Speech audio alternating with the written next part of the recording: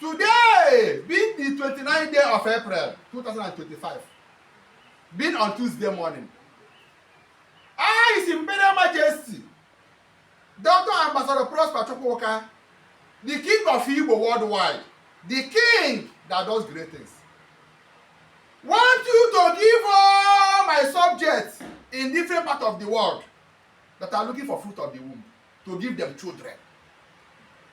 If you are a woman anywhere you are, whether you are Nigeria or diaspora and you are married, I'm removing barrenness from your life now.